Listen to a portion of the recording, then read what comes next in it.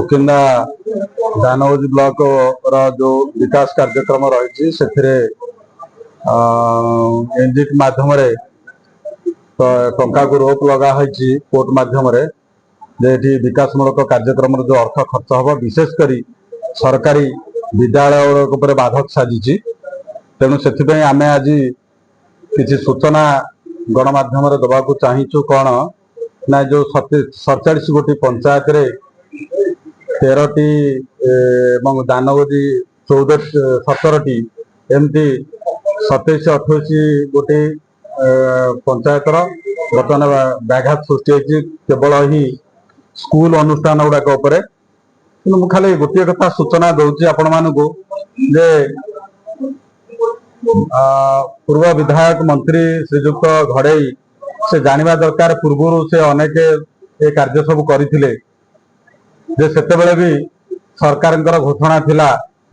जे तुरंत जोड़ा सब समाज पे निहाती आवश्यकता अच्छी जंगल जमी उपर रही तुरंत परिवर्तन करा जाऊ स्कूल अनुष्ठान हो रास्ता घाट हो महिला समिति घर हो एमती विभिन्न क्षेत्र जो पैसा पत्र रही खर्च भाव एमरजेंसी जगह परिवर्तन करने तुम पाखे यथेष समय थी कहीं परिवर्तन कल तमें परिवर्तन न कर तमें जो कम करुल कोटी कोटी टकर कम आम तो तुमको बाधक साजी नु भारतीय जनता पार्टी तुम शत्रु ही नाला ये विकासमूलक कार्य बाधक साजी नाला आज कहीं बाधक साज तुम विशेषकर आदिवासी पड़ा ए बहुत क्षति पहुंचुची आदिवासी पड़ारे स्कूल पिला जो थिला जाही घर सब थिला भंगा बर्तमान सब नुआ नूतन गृह सब या रही ये सब बाधक साजी बर्तमान से क्षति बेसी बर्तमान हवा जाऊँगी तेणु यार जवाब निश्चित लोक देवे। जून मसरे जून 2025 गोटे एनजीटी गोटे मामला रुजु अर्डरटे बाहरी सेटा जड़े बीजेडी सक्रिय कर्मी प्रयास नायक बोलिकी पिंपुड़ियार सी जे सुकिंदा अंचल जो जंगल जमी अच्छी ताको बिना परिवर्तन रे कौन जंगल जमी उपर कौन कंस्ट्रक्शन काम हो पारनि एटी सुकिंदा रे 80% जगह हूँ जंगल जमी अच्छी तेणु एटी जदि न करा जाए ताले सुकिंदा कौन प्रगति हो पार ना ये बीजेडी सरकार ये हूँ सुकिंदा विरोधी प्रगतिर विरोधी ये जो बीजेडी सरकार एवं बीजेडी जो लोक प्रतिनिधि अच्छा प्रीतिरंजन घड़ाई और जो कर्मी मैंने अच्छा प्ररोचन ये सब जो एनजीटी होती तेणु ये हूँ सुकिंदा विरोधी दानगोजी विरोधी एवं सुकिंदा निर्वाचन मंडल विरोधी प्रोजेक्ट किसी ना ये संपूर्ण प्रोजेक्ट उपर कलेक्टर तहसीलदार बीडीओ पाखक चिठी करिसेंती जे एटा को होची जो जंगल जमी अच्छी कौन कंस्ट्रक्शन काम हो पार ना जे पर्यंत किसी परिवर्तन है ना कहीं भारत सरकार गोटे 2014 मसीह गोटे लेटर करते सेटा हूँ 80 मसीहा पूर्व जहाँ किसम अच्छी परिवर्तन हो पार ना तेणु से भाव एठी जदि जंगल किसम परिवर्तन न करा जाए कौन उन्नतिमूलक कार्य एठी हो पार ना तेणु से गोटे प्रयोजना करी एठी कौन उन्नति काम हो पार ना सुकिंदा अंचल जो अच्छी बीजेपी सरकार ये किसी न करि पारु तेणु न करि पारु जनसाधारण माने भितर गोटे भूल बुझाणा हो एथिपाई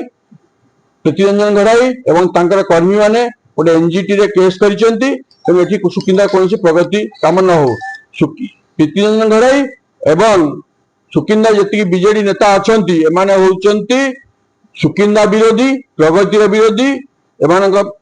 आगामी दिन में एमान सुकिंदावासी क्षमा देवे तो आपण जेहेतु एनजीटी करतले आगामी में कोन करियो कोन सेठी प्रोजेक्ट कोन दिला को प्रोजेक्ट गोटे प्रोजेक्ट ऊपर से करि नाहंती एमाने सब प्रोजेक्ट ऊपर जते गुडे जंगल जमी अछि ताको कोन जगह परिवर्तन न करा जाओ बोली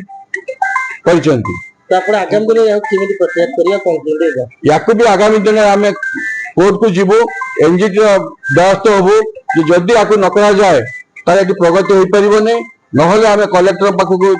लेखिकी जाऊचु लेखिकी दौचु जहाँ तुरंत जेकोसी जगह तुरंत परिवर्तन करी कहीं ना कलेक्टर और डीएफओ अंडर अच्छी गोटे हेक्टर पर्यंत दे पारे परिवर्तन करी प्रगति काम आगू बढ़ा जाऊ। आज जो विशेष कार्यक्रम ଯେ ଓଡ଼ିଶାର ବିକାଶ କ୍ଷେତ୍ରରେ ବାଧକ ଯୋଉ ସାଜୁଛନ୍ତି ଦୀପ୍ତିରଞ୍ଜନ ଘଡ଼େଇ ଯେ ପୂର୍ବତନ ବିଧାୟକ ତଥା ମନ୍ତ୍ରୀ ଥିଲେ, ସେ ବିଷୟରେ ଆଜି ଆପଣମାନଙ୍କୁ ଅବଗତ ଆମେ କରାଉଛୁ। ତୁମ ସମୟରେ ପିତା ପୁତ୍ର 35 ବର୍ଷ ଶାସନ, 34 ବର୍ଷ ଶାସନ, ଏବଂ ତମର 10 ବର୍ଷ ଶାସନ। 10 ବର୍ଷ ଶାସନ ଭିତରେ ଖଣି ଖଦାନରୁ ଯୋଉ ଆୟ ହଉଥିଲା ସେଥିରେ ତମେ ବହୁତ କିଛି କାର୍ଯ୍ୟକ୍ରମ ଅନିୟମିତ କାର୍ଯ୍ୟକ୍ରମ କରିଛ, ଯୋଉଟା କି ତମ ଆଖିରେ ସେ କଥା ଆଉ କିଛି ଦେଖା ହଉନଥିଲା। ନୀତି ଅନୀତି ସବୁ ଏକାକାର ହେଇଥିଲା। ଆମେ ବିରୋଧୀ ଦଳ ଭାବରେ, ଗୋଟେ ଦାୟିତ୍ୱବାନ ବିରୋଧୀ ଦଳ ଭାବରେ, ଆମେ ଦାୟିତ୍ୱବାନ ବିରୋଧୀ ଦଳ ଭାବରେ ଆମର ପ୍ରିୟ ନେତା ଯିଏକି ପ୍ରଦୀପ ସାମନ୍ତ, ଯିଏ ବର୍ତ୍ତମାନ ବିଧାୟକ ତଥା ଓଡ଼ିଶାର ମନ୍ତ୍ରୀ, ମାନ୍ୟବର ମନ୍ତ୍ରୀ, ସେ ମଧ୍ୟ ସୁକିନ୍ଦା ମାଟିର ପୁଅ ହିସାବରେ ଉନ୍ନତିମୂଳକ କାର୍ଯ୍ୟରେ ସଦାସର୍ବଦା ସହଯୋଗ କରୁଥିଲେ। ଆଜି ତମେ ବିରୋଧୀ ଦଳ ନେତା ରହିଛ ବା ବିରୋଧୀ ଦଳର କାର୍ଯ୍ୟକ୍ରମରେ ତମେ ସାମିଲ ହଉଛ। ସୁକିନ୍ଦାକୁ ନିଜ ସୁକିନ୍ଦା ମାଟିକୁ ମୋ ସୁକିନ୍ଦା ବୋଲି କହୁଛ, କିନ୍ତୁ ବାସ୍ତବରେ ତମେ ସୁକିନ୍ଦାକୁ ବିଭିନ୍ନ କ୍ଷେତ୍ରରେ ବିରୋଧ କରୁଛ। ଆଜିର ଯୋଉ କାର୍ଯ୍ୟ ଉପସ୍ଥାପନ ଆମେ କରୁଛୁ, ଯୋଉ ଜାତୀୟ ଗ୍ରୀନ ଟ୍ରିବ୍ୟୁନାଲରେ ତମେ ଯୋଉ ଉନ୍ନତିମୂଳକ କାର୍ଯ୍ୟରେ, ବିଧାୟକ ଉନ୍ନତିମୂଳକ କାର୍ଯ୍ୟରେ ବାଧା ସୃଷ୍ଟି କରୁଛ, ୟାର ଗୋଟେ ନମୁନା। ଏ ନମୁନା ହଉଛି ତମେ ସୁକିନ୍ଦାକୁ ଭଲ ପାଉନା, ସୁକିନ୍ଦା ଉନ୍ନତିମୂଳକ କାର୍ଯ୍ୟରେ ବାଧା ଦଉଛ। ଏଠି ସମସ୍ତଙ୍କୁ ଆପଣମାନଙ୍କ ମାଧ୍ୟମରେ ଜଣେଇବାକୁ ଚାହେଁ, 1928 ମସିହାରେ ସେଟଲମେଣ୍ଟ ହେଇଥିଲା। ଅଦ୍ୟାବଧି ମଧ୍ୟ 1991 ଭିତରେ ଆହୁରି 29 କୋଟି ରେଭେନ୍ୟୁ ମୌଜାରେ, ଯୋଉଟା ଆମ ରେଭେନ୍ୟୁ ଭିଲେଜରେ ଆଜି ମଧ୍ୟ ଏଠି ସେଟଲମେଣ୍ଟ ହେଇପାରିଲାନି। ପୋଳା ଗାଁ ମିଶେଇଲେ ପ୍ରାୟ 50ରୁ ଉର୍ଦ୍ଧ୍ୱ ହବ। ଏତେ ଲୋକ ବିନା ସେଟଲମେଣ୍ଟ କାର୍ଯ୍ୟରେ ରହିଛନ୍ତି, ଯାହାକି କିଛି କିସମ ମଧ୍ୟ ପରିବର୍ତ୍ତନ ହେଇପାରି ନାହିଁ। ଏବଂ ଏଠି ଜଙ୍ଗଲ କିସମ ଜାଗା କଥା ପଡିଛି। ଯାହା ଦେଖିବା ସୁକିନ୍ଦା, ଯାହା ଯୋଉ ଅଞ୍ଚଳ ଦେଖିବା ସବୁ କିଛି ଜଙ୍ଗଲ କିସମ ଭିତରେ ରହିଛି। ଆମେ ତ ସେଟଲମେଣ୍ଟ କରିପାରିଲେ ନାହିଁ ଏତେ ବର୍ଷ ଶାସନ ଭିତରେ। ଆମେ ଆଜି ଶିକ୍ଷା ହଉ, ସ୍ୱାସ୍ଥ୍ୟ ହଉ, ଗମନାଗମନ ହଉ, ପାନୀୟ ଜଳ ହଉ, ଯେକୌଣସି ପ୍ରୋଜେକ୍ଟ କରିବା ସବୁଠି ଜଙ୍ଗଲ କିସମ ରହିଛି। ଆଜି ନିଜେ ମଧ୍ୟ ତହସିଲଦାର ଯିଏ ଅଛନ୍ତି ବା ଆଜି ଯାହା ଆଜି ବ୍ଲକ ହଉ, ସବୁ ଅଫିସ ଜଙ୍ଗଲ କିସମ ଜାଗା ଉପରେ ରହିଛି। ତେଣୁ ଆମେ ଚାହୁଁଛୁ ଆମ ସରକାର, ମୋହନ ମାଝୀ ସରକାର, ଏବେ ଆମର ଯିଏ ରେଭେନ୍ୟୁ ମିନିଷ୍ଟର ଅଛନ୍ତି ସୁରେଶ ପୂଜାରୀ, ନିର୍ଦ୍ଦେଶ ଦେଇ ସାରିଛନ୍ତି ସମଗ୍ର ଓଡ଼ିଶାରେ ପ୍ରତ୍ୟେକ ଶିକ୍ଷାନୁଷ୍ଠାନକୁ ନିଜସ୍ୱ ନାମରେ ପଟ୍ଟାଭୁକ୍ତ କରାଯିବ। ଇଏ ହେଉଛି ତାଙ୍କର ସରକାରୀ ନିର୍ଦ୍ଦେଶନାମା ରହିଛି। ଆମର ମଧ୍ୟ ଦାନଗଦି ବ୍ଲକ, ସୁକିନ୍ଦା ବ୍ଲକରେ ଯେତେ ଗୋଟିଏ ପ୍ରାଥମିକ ବିଦ୍ୟାଳୟ, ଉଚ୍ଚ ପ୍ରାଥମିକ ବିଦ୍ୟାଳୟ ଅଛି ବା ହାଇସ୍କୁଲ ରହିଛି ବା କଲେଜ ରହିଛି, ସବୁ ଶିକ୍ଷା ବିଦ୍ୟାଳୟକୁ ରେକର୍ଡଭୁକ୍ତ କରିବା ପାଇଁ କାର୍ଯ୍ୟକ୍ରମ ଚାଲିଛି। ବହୁତ ମଧ୍ୟ ପଟ୍ଟା ଦିଆ ସରିଲାଣି। ଆହୁରି ମଧ୍ୟ ପଟ୍ଟା ଦେବା ଯୋଉଠି ବା ଜଙ୍ଗଲୀ ସମୟ ଜାଗା ପରିବର୍ତ୍ତନ ହେବା ପାଇଁ କାର୍ଯ୍ୟକ୍ରମ ଚାଲିଛି। ଆଗାମୀ 2 ମାସ ଭିତରେ ସମସ୍ତଙ୍କୁ ରେକର୍ଡଭୁକ୍ତ